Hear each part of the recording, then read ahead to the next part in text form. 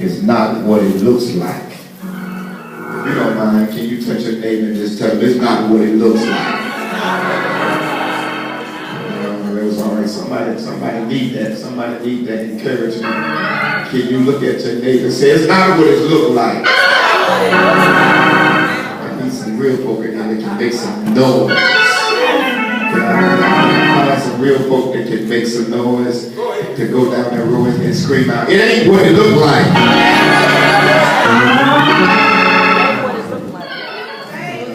Deal with this text. So last Sunday we dealt with the situation where Habakkuk looked and saw all of these strange things taking place, and he challenged God as to why God would allow certain things to happen. And so he said to God, I'm going to set myself up on a high tower so that I can see. I'm going to expose myself. I'm going to expose my issues. I'm going to expose what's going on with me because I have a complaint that there are some things I don't understand. There are some situations that I have prayed about that are not occurring. And I need you, God, to give me some answers. And what he expected God to say, God did not say. But what God did say to him was write the vision and make it plain. He said, but in order if you want me to move, you got to write some stuff down. Look at your neighbor and tell him, write it down. And you can't just remember your petition to God. You have to write it down. He said, write it and make it so plain that even you and those who read it will understand, and that the Holy Spirit will be able to operate on the very page that you wrote down. Are y'all listening to me? And he said, I want you to write it down. I want you to make it plain. I want you to get a witness who can see what you wrote down, because God is determined to show up and show out in your life. And when he shows up and shows out in your life, you're going to have a witness that can testify that their testimony is true. If you get up and give a testimony that nobody knows but you, then people will not believe you. Y'all can pray with me. But when you can stand up and put in the atmosphere, look what the Lord has done for me. And somebody can wave their hand and say, yeah, I know that's right. Because I was there, I saw it, I witnessed. That's why they call it the eyewitness news. Because the eyewitness news say you don't have to worry about what we're broadcasting. This is not a tape recording. This is not a tape of something happened yesterday. We were there as a witness, and we saw it with our own eyes. So when we broadcast this news, then you know that it is the unadulterated truth. Look at your neighbor and say, I need a witness. Not only do I need a witness, I need a witness going to tell the truth. You know how folks turn around and twist stuff. People like to twist stuff. People like to add to and take away. If it ain't spiced up enough, they like to add a little spice to it. If it's too good, they like to take some good stuff from it. It happens, but they always want to put a but in it, because the but substantiate that you ain't all of that. But touch the neighbor, I need a real witness. I need a real witness that can testify that God has done these things for me. Then God said, listen what he said. He says that when you write it down, it's not for a moment, but it's for an appointed time. It is for a time. What time is it? And we studied this on Thursday night. It's the time when you accept it. See, God can't move until we accept it. And just because you utter the prayer don't mean that you accept it, that now is the time. But I need about 5 people up in New Hope today that can just give God a wave off and say, now is the time. I accept that whatever God said to me, God gonna do it. Do I have at least 5 real people up in here that can say, now is the time? I accept that the time is now. That God is going to move in my life, and he's going to move on the very things that I wrote down. He's going to move on those things that I wrote. I hope I had at least 2 or 3 people that had enough Holy Spirit in them to receive it and went home and wrote down some stuff that they need God to do for them.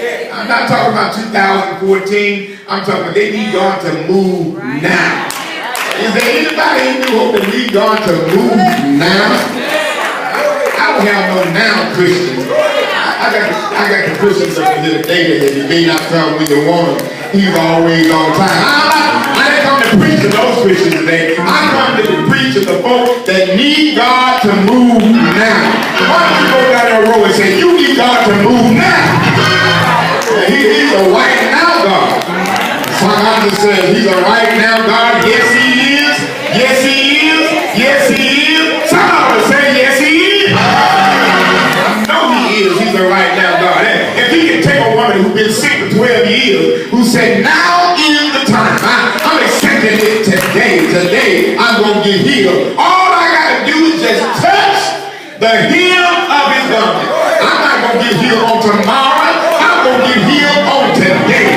Because now I have accepted that healing is in my schedule. Healing is in my life. And God is going to move now. Swing your head back and say, now is the time. So there's a point in time. He said, watch what he said. It becomes an oxymoron here, Elder Wood, because he said, though it tarry, wait on it. He said, wait a minute, this is confusing to me because you said now is the time. Then you tell me it's going to tarry. Wait on it. Then you turn around and say, though you wait on it, it will not tarry. Now that sounds, I don't know about you, but when I read that, that sounds a little confusing to me.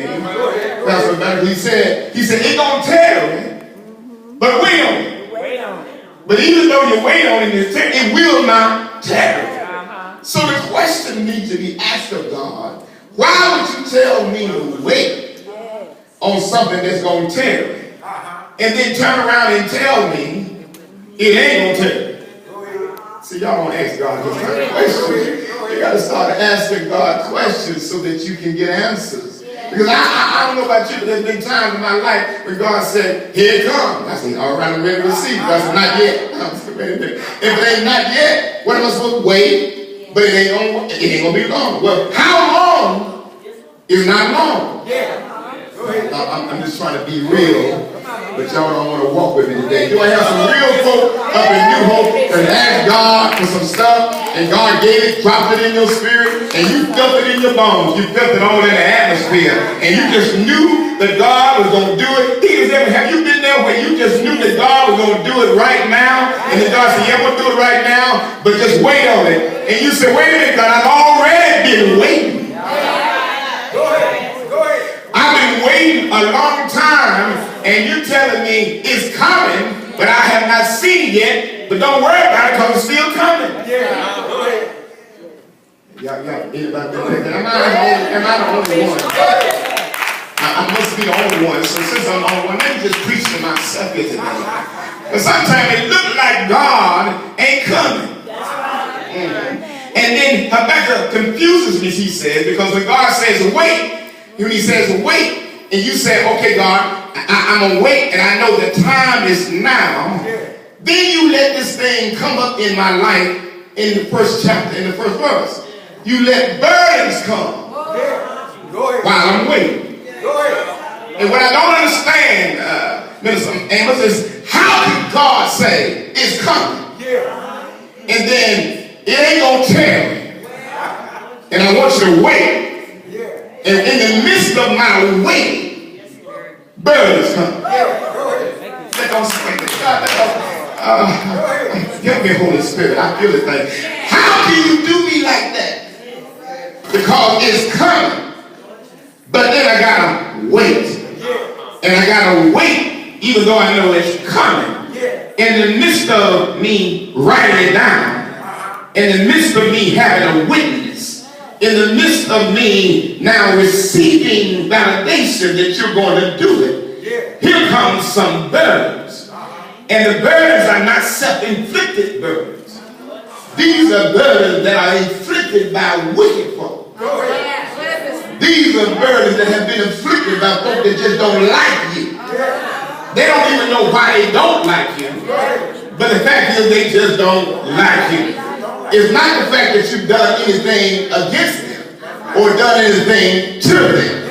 They just don't like. Who am I talking to today? Oh, everybody here got at least one person on their mind.